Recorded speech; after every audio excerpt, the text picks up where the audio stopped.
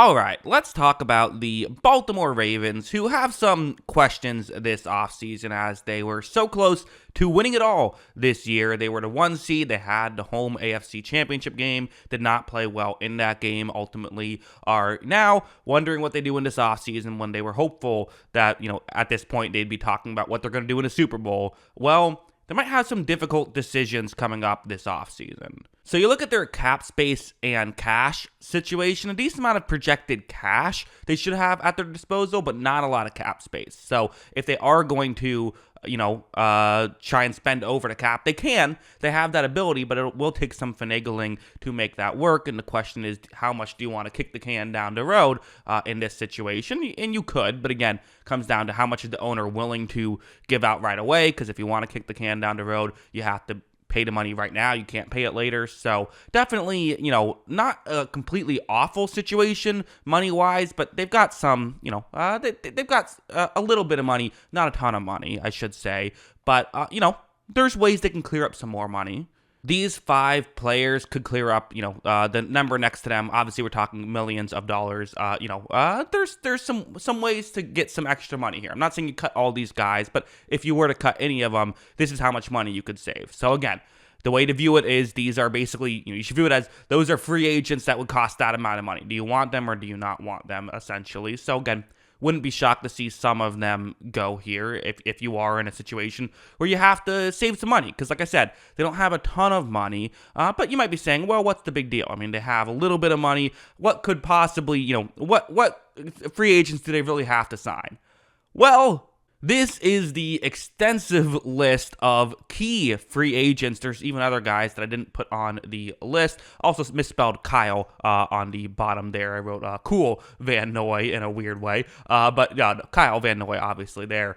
Listen, it wouldn't be a Jackson Krieger sports video if I didn't have at least one misspelling somewhere on it. But, anyway, going back to the long list, we can just go through it. Odell, who I didn't think gave them what they were hoping he would give them this season. Not to say he was terrible or didn't have his moments. I just think they were maybe hoping for a little bit more when they gave him $15 million. Kevin Zeitler, good offensive lineman for them. You have Geno Stone, who I thought was a really good, safety for them this season. And while they have other safeties, they might let him walk just because of that. But still, you're losing depth and you're losing a player who was really good for you this season, I think.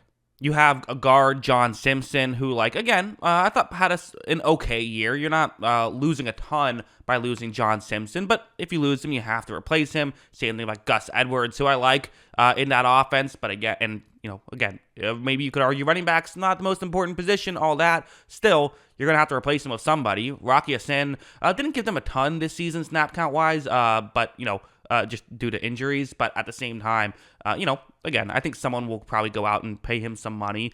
Also, I should have mentioned, but the number next to each of these players' names is, of course, how many millions of dollars they're projected to be, getting this offseason. Nelson Aguilar, the number 2 seems a little bit low, actually. I think he might get more than that. Patrick Queen, though, definitely, he's going to get a bag of money for sure. Tyler Huntley, I could see a team going out and getting him. And again, it's like, well, backup quarterback. At the same time, he's a perfect backup quarterback for this system. And also, if you let him go, you have to replace him. Also misspelled Jadeveon Clowney's name. So, okay, couple misspellings here. Clowney, though, again, I thought he had a nice season for them. He's someone that would be a big loss. Ronald Darby was a really good depth piece for them. He would be a big loss. J.K. Dobbins has made plays.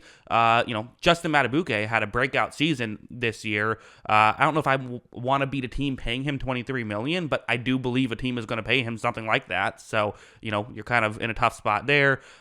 Devin Duvernay, again, solid role player for them. And Kyle Van Noy ended up having, a really impactful season. And while I don't think he'll get a ton of money just given where he's at in his career, again, a lot of players that they have to figure out something of what do you do here? And again, if you don't re-sign these guys, you have to replace them. Could the Ravens still be a really good team if they lost all of these guys? Yeah, they could, because they have so much talent on their roster already. They could legitimately lose every single player here and still be in a good spot. But are you going to be able to have a team that can get the 1 seed again if you lose all these players? Well, that's the dilemma. So final chart here, 14 million in cap space, 78 million in cash. Talked about that. It would be 112 million to sign everyone on the chart I listed. That's not all their free agents, like I said, some depth pieces as well, but that's most of their free agents. So, okay. There actually is a weird scenario, as crazy as it sounds, where you could sign everybody if you give enough signing bonuses out. Because again, the way the cap works in quick terms is if you give a signing bonus, you can choose which year you put the signing bonus on the contract. So you could push it further down the line, and then once you get to that point, then restructure it again and push it even further down the line. That's kind of how you can work. And with void years and everything, it's very easy to do that. The question would just be: is the owner going to be willing to spend essentially $100 million over the salary cap? Probably not. Usually they'll give you around at most like 50 million over the salary cap, which is, and again, cash tends to be a better predictor on how much money they'll actually spend. So you can get some of these guys back for sure. You just probably can't get everyone back. And if they cut everyone, and that's obviously not if they cut everyone on the roster, just if they cut everyone that I mentioned earlier, Bowser, Moses, Makari, Ricard, and Hill, then they would save about another 22 million. So again, not saying they're going to do that, just saying that's how much they have potentially out of the kind of notable guys they could cut, although you don't want to cut all of them, I don't think. So again, who do you go out and sign? I think I keep Aguilar if you can get him for cheap. He feels like he did some nice things for a cheap option that works out. I think you keep the role players that were good. Devin Duvernay, Kyle Van Noy, the guys who shouldn't break the bank to get. I wonder if they let some of these defensive backs go, not because they're not good, but just because they have so many other defensive backs. I do wonder if you let Odell go and kind of just say okay, we tried it, it didn't work out, it is what it is. I do wonder if you do that. I kind of think you let Matabuke go, and to me, Patrick Queen is probably the most interesting one. Do you keep Patrick Queen?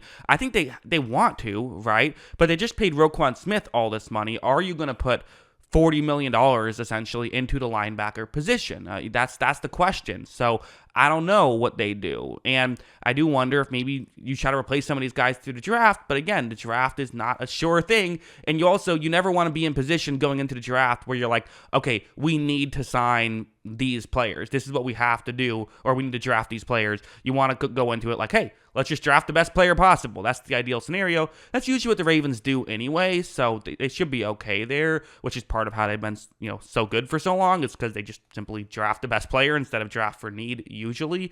But still, it's an interesting situation. Part of the issue with them drafting so well is now some of the guys that they drafted, they have to pay or decide to let walk. So definitely, I think the Ravens are going to take a hit this year. I do. I think this was a real golden opportunity that they kind of blew in this one, but I also don't think that they're dead. I still think they'll be a playoff team. I still think they'll be a real threat to the Chiefs in the AFC, but to me, that's just how I see them right now. They're a threat to the Chiefs, not the other way around in the AFC. So yeah, those are my thoughts on the Ravens and what they should do now. What do you think? Let me know in the comments below. Always love hearing from ya, and of course, as always, thanks for watching.